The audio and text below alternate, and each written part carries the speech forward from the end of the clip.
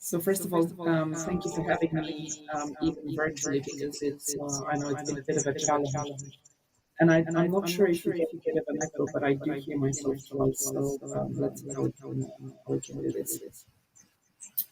So I wanted to talk to you today about the diet transformation. What does diet have to do with circular economy, and particularly with what we're trying to achieve here today? So for those of you who do not know Firmenich and our commitment to um, environmental ambition, from our division and Taste and Beyond, we have got very, very strong commitments, and those commitments echo also the commitments of the group. So what we are trying to do is be number one in conscious culinary, number one in diet transformation, and this is what I'm going to talk to you about today, and number one in renewable ingredients. And how we plan to do that is by really looking at the three pillars, one of them being nature, the other one is people, and the other one is climate. So what we're doing for nature is really transforming into natural. And those of you who are consumers, you know that this is not something that it's a new trend, but it's something that it's at the heart of our industry and has been, whether it is in perfumery or in food and beverages. But in nutrition, obviously, it's hugely important, not just recently because of COVID, but because of COVID, we're looking at nutrition in two ways, and I'll come to that in a minute, and then the plant-based revolution. So let me take those three pillars one by one. If you want to see what we're trying to do in Transform to Natural, we're looking at optimization of innovation. We're expanding naturals and clean label solution, and we're looking at transparency and traceability. And those are very important because we can then exceed through our palette to get beyond 80% of natural ingredients of our total sales. That's our ambitions for 2030. And we all know that 2030 is really tomorrow when it comes to such targets. On better nutrition, I said that we've got two types of looking at nutrition, and it's what we call nutrition minus and nutrition plus. So what do we mean by that? Is historically we looked at nutrition as maybe being just less sugar, less salt, less fat. Now we're also looking at nutrition plus, so, which is to really support the immune system, particularly with a focus on the microbiome. And our commitment is to reduce up to 2.8 trillion calories from the sugar in people's diets. That's a huge leap of 240% versus 2020. The innovation on immune system, so the nutrition plus, that's in parallel to this, but in terms of the traditional part, the less sugar, this is where the commitment is, and it's quite ambitious. And then, of course, a topic that everybody here is very much aware of is the plant-based revolution. And the plant-based revolution has got a direct impact to the environment. So when we look at what our Smart Proteins program is doing, so it's a program looking at solutions for alternative proteins.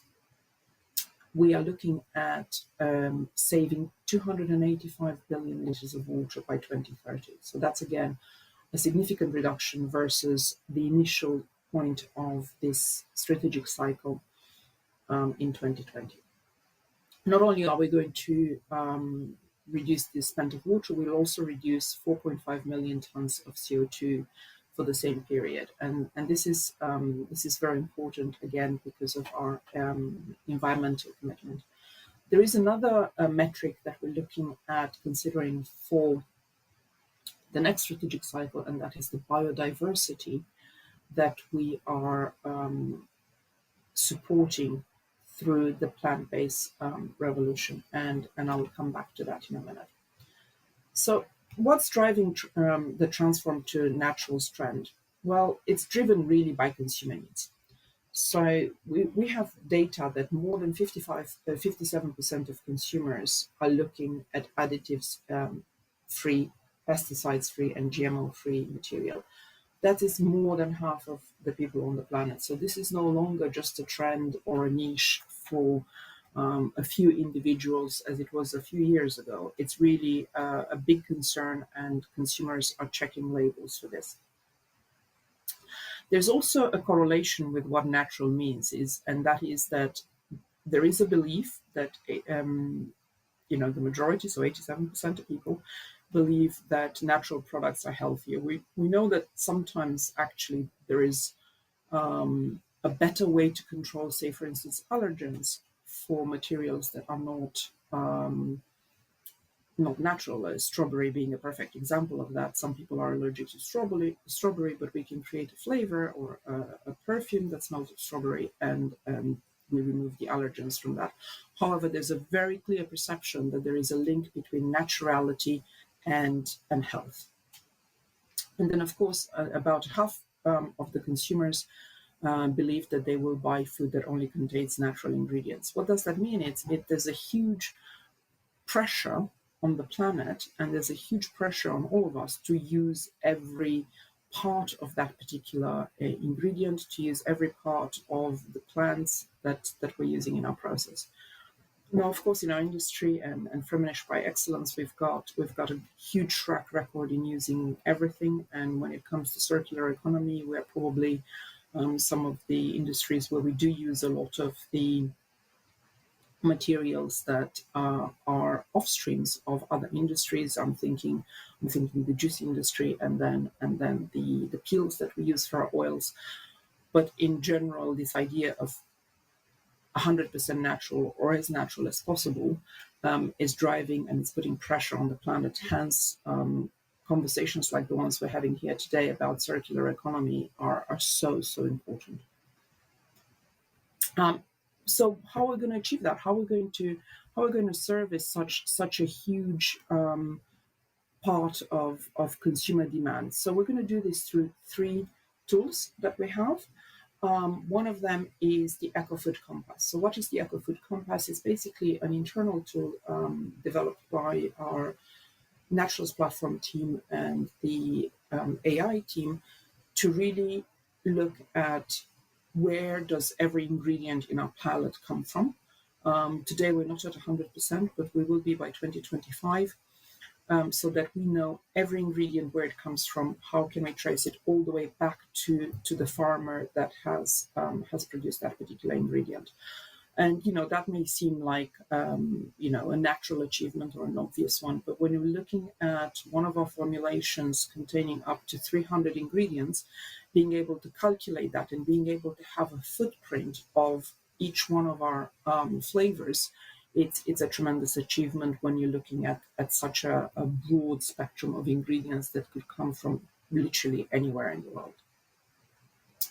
The other thing that we're looking at doing is build on a number of collections that we created to have a lot of knowledge and credibility for consumers. So, I started by telling you what consumers want. So how do we help brands in doing that? And the obvious one is something like vanilla or citrus. Where does that particular ingredient come from? How has been harvested? So we call this ingredients 360. And we currently have 3. We will have more collections that are able to tell a story to a brand, so that perhaps in the future you have a QR code on your Magnum or on your favorite juice in the morning, and instead of reading the paper, you could read the story of that particular farmer and how they got to those ingredients. And then, of course, improving our creation palette so that 80% it's nature-based of our total sales.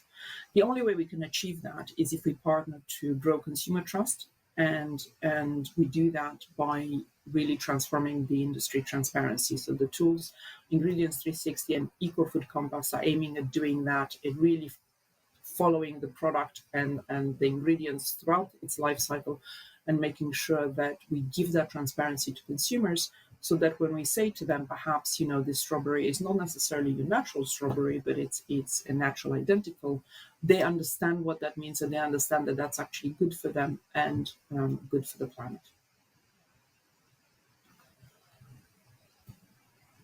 We also partner with organizations like yourselves, but as well as Business for Nature. And we are very actively playing a role there because we believe that we can be nature positive by 2030. Just being stationary is really not enough. And it's important that we bring together influential organizations, forward-thinking individuals, as well as company and NGOs to really advocate for nature beyond just what we do at individual level. What about better nutrition? So we have the two aspects of better nutrition, and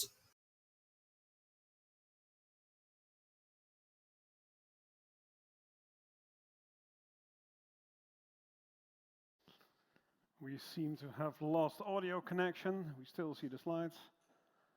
I'm looking at our team again. So in this case, we're going to thank Oana while they're trying to get the connection back up. Thanks, Oana, if you can still see us.